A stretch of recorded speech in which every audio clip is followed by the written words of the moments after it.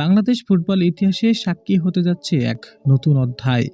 বিশ্ব ফুটবলারদের দুই মহাশক্তি আর্জেন্টিনা ও ব্রাজিলের বিপক্ষে দেখা যাবে নতুন রূপে গড়ে ওঠা তরুণদের আরও মহাশক্তিধর গর্জন বাংলাদেশ ফুটবল দলকে। তবে এখন একটাই প্রশ্ন, বাংলাদেশের বিপক্ষে এই দুই পরাশক্তি কখন, কিভাবে এবং বাংলাদেশের স্কোয়াড কেমন হতে চলেছে আর কিভাবে দেখা যাবে, বিস্তারিত রিপোর্টে দেখুন।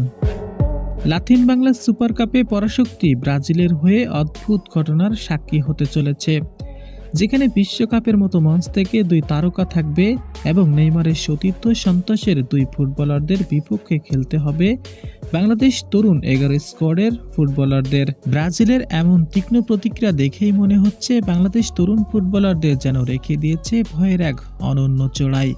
তবে পরাশক্তির দিক থেকে শুধু ব্রাজিল নয়, অন্য প্রতিপক্ষ আর্জেন্টিনাও কমতি রাখেনি পরাশক্তিকে রুখে দেওয়ার জন্য।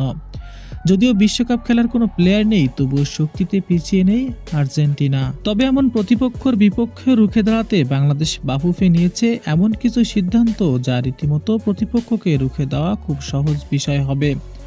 বাংলাদেশি বংশোদ্ভূত সকল তারকা ফুটবলারদের দেশে ফিরিয়েছেন এবং শক্তিশালী স্কোয়াড তৈরি করেছেন প্রতিপক্ষকে রুখে দেওয়ার জন্য, যেখানে রয়েছে ফাহমিদুল ইসলাম, জায়েন আহমেদ, কিউবা মিসেল, আবরার ইসলাম এবং বিতোষক চাকমাদের মতো প্লেয়ার। আজ থেকে শুরু হবে লাতিন বাংলা সুপার কাপের প্রথম ম্যাচ। আজ সন্ধ্যা 7টায় বাংলাদেশ বনাম ব্রাজিলের প্রথম ম্যাচটি অনুষ্ঠিত হবে এবং দ্বিতীয় ম্যাচটি আগামী 7 তারিখে বাংলাদেশ বনাম ব্রাজিল অনুষ্ঠিত হবে।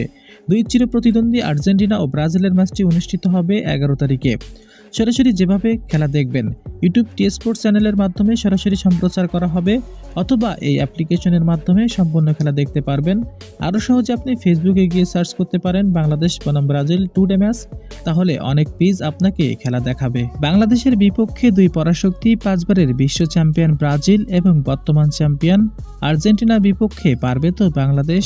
জানিয়ে দিবেন আপনার মতামতটি। ধন্যবাদ।